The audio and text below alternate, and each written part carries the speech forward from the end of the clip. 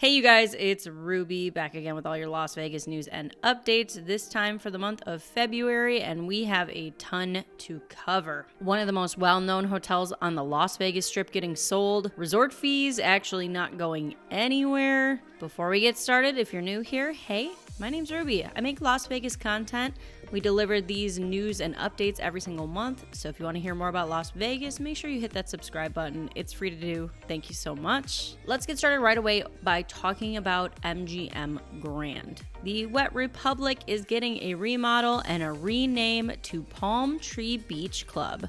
A new resident DJ is coming, DJ Kygo. Now, the day club is still owned by Tao Hospitality, and they're saying this is going to be a completely new renovation with over 60,000 square feet, a new ground level stage, saltwater pool, and new bungalows and cabanas. The theme is Palm Springs meets Beverly Hills, and we can see this one coming this summer, hopefully in time for most of pool season. Along with renovating the new Palm Tree Beach Club, MGM is doing a massive $30 million renovation to their 4,212 rooms and suites. Now, this is going to start March 1st and is set to be completed by December of this year. They have said the renovation and the theme for the rooms is going to be inspired by the disco era. They're also planning to take 350 rooms from the top level 3 floors and turn them into 110 new suites. The West Wing was recently renovated in 2022, but the previous renovation to the main tower was in 2012, so they are due for a refresh. Really excited to see what these rooms look like. I'm hoping for some bright, fun colors, something fun to really liven up MGM Grand. And along that same vein, MGM is going to give a room refresh to Excalibur by taking all the old MGM Grand furniture and bring it over to Excalibur, which is great. They did the same thing for the Luxor when they renovated the Bellagio. They took all the old furniture and brought it over there. Amaya has opened at the Cosmopolitan, and I gotta say, wow, it's really gorgeous. The whole restaurant just looks so inviting. I love the design that they've done in here. Now, this did replace Holstein's. Holstein's is set to be moving to the Arts District in a space next to Velveteen Rabbit, so you won't lose the burgers and shakes. If you loved it, should be coming to the Arts District soon. Over at Flamingo, Gordon Ramsay Burger did open, and they have opened the new outdoor patio. It's very spacious. This is a great people watching area and a nice place to eat outside.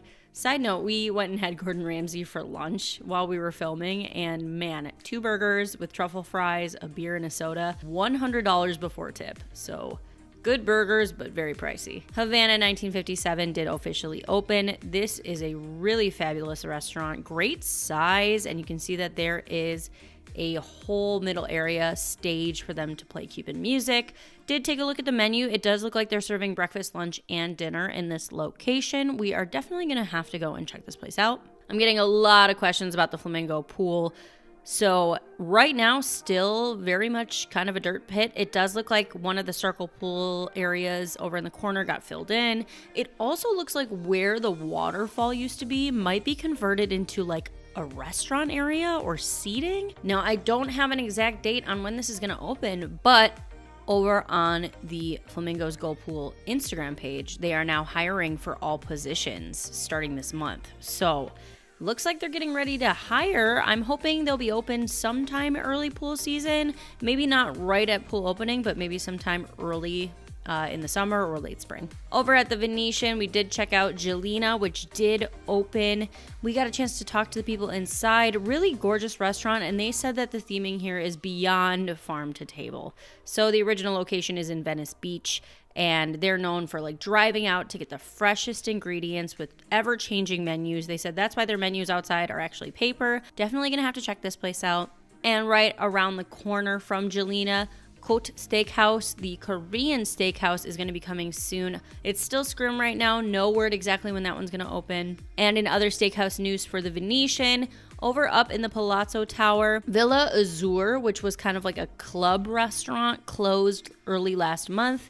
It's going to be replaced with Boa Steakhouse. This was previously in the Forum Shops. It did close in 2012, owned by the same restaurant people who do Sushi Roku, which is still in the Forum Shops. That is set to open this summer. New food offering over at Resorts World, Stubborn Seed. This is going to be the second location with Chef Jeremy Ford. He is a winner of Top Chef and a James Beard semifinalist.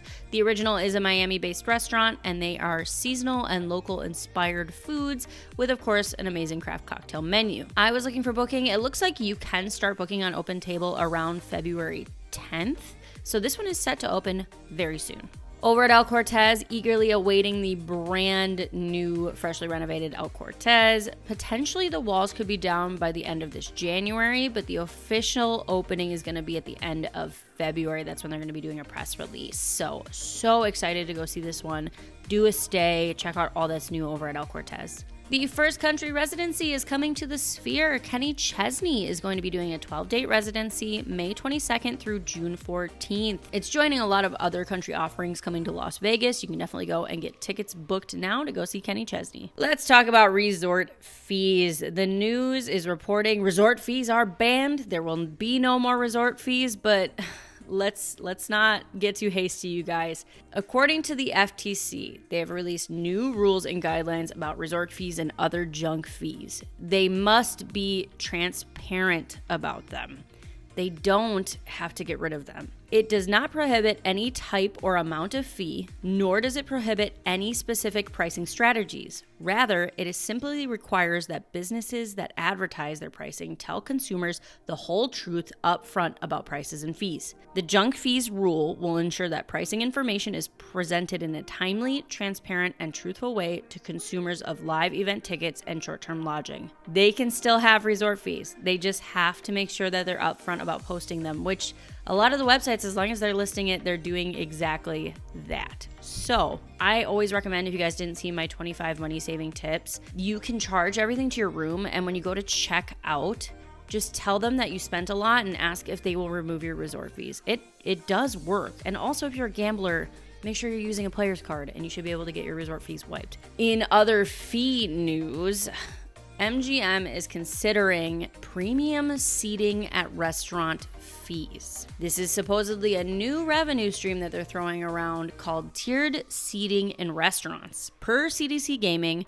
where customers pay a fee for a specific seating area or table in a restaurant, much like an airline seating upcharge. Now, this is technically not totally new. The Top of the World restaurant does charge an upcharge to sit in the rotating seats. I think you have to do a $55 minimum spend, and then it's like a $25 fee to sit in those. But those actually rotate. And I guess the Eiffel Tower also charges a fee to sit by the window so you can see the Bellagio fountains. I would like to hear your guys' thoughts on this. Do you think like, okay, good, I can guarantee the best seat, or are you like enough with the nickel and diming? Leave your comments below. I'd love to hear your guys' thoughts. If you want to hear some good news for our gamblers, we have 2 new places that are doing $5 minimum blackjack. Suncoast has $5 minimum, and so does Palms just off Strip, and theirs is 3 to 2. So that is great. Those are joining the Downtown Grand, which always has $5 blackjack. Just nice to see some cheaper gambling options for you guys. Fontainebleau has changed their parking in the new year. Now, all people visiting Fontainebleau get 1 hour of free parking. Nevada residents get 3 hours. Previously, anyone could park there for free for 4 hours. If you are a silver tier member, you get free parking, and obviously if you're a hotel guest, you get free parking. Otherwise, it is $20 per day. So keep that in mind if you're planning to go to Fontainebleau. Durango is beginning phase 2 of their construction. 25,000 additional square feet of the casino is going to be added, including new high-limit areas for slots and a bar area. They're going to add 230 slot machines to the Durango casino floor. 120 of these are going to be dedicated to the new high-limit room. In addition to the expanded casino space, they'll be adding covered parking with almost 2,000 additional parking spaces. I haven't heard yet, but I had heard originally Durango will be getting a spa. They'll be getting a bowling alley. I've also heard rumor of more rooms and another pool, but none of that has been announced in this phase of the new construction. The Lunar New Year display is now open at the Bellagio. We did go and check it out. It was very gorgeous, very serene, and this year is the Year of the Snake, and they do have that in honor inside of this display. You can come and check this one out all the way up until March 1st. Julian Serrano Tapas is closing at Aria February 1st. Now, this is joining Serrano's other location, Picasso at Bellagio, that just closed. I'm really worried they're going to close Lago as well, but I hope not. I think Lago is probably the most popular of these restaurants. Speaking of new restaurants, over at Planet Hollywood, Caramella has opened. This is an Italian restaurant. There is a little outdoor patio. We got a little shot of that. You can see it's kind of shaded up there, but there is an outdoor space. This one's supposed to be kind of fun and funky Italian. We're gonna have to go and check it out. And we did go and get a quick update on Miracle Mile Eats. Still not open yet. It was supposed to open at the end of last year. We are now in January. It looks like they're just putting in the kitchens for the restaurants. Really anticipating this opening and can't wait to check out everything once it is. And Circus Circus may be going up for sale here. This was quoted in Forbes Business magazine. Phil Ruffin is stating that he has a strategy for selling Circus Circus as well as the surrounding 102 acres that they use as the outdoor festival grounds. And he feels that it is worth $5 billion. Circus Circus has 3,767 rooms. It's 56 years old. It's known for being cheap and having cheap food. It's actually one of the more profitable casinos and hotels in Las Vegas, if you can believe it. Phil Ruffin is the owner of Treasure Island currently, and he says if he does end up getting a sale for this, he is going to use that money to buy more property in Vegas to avoid capital gains taxes. Guys, super excited to announce that I will be at the world premiere of IGT's brand new Wheel of Fortune slot at Grayton Resort and Casino in California. This is the first installation of the new game. It has this massive wheel. We saw this one at G2E. It was really cool. So come join me at Grayton Resort and Casino on February 11th, starting around 5 p.m. for pictures, the unveiling of the game, and you can watch me play. I hope to see you guys all there. That is it for me, you guys, for this update. I hope that you guys enjoyed. A lot of stuff happening, both good and bad, and as always, we'll be here to report more as we know. Thank you guys so much for watching, and I'll catch you guys all in our next.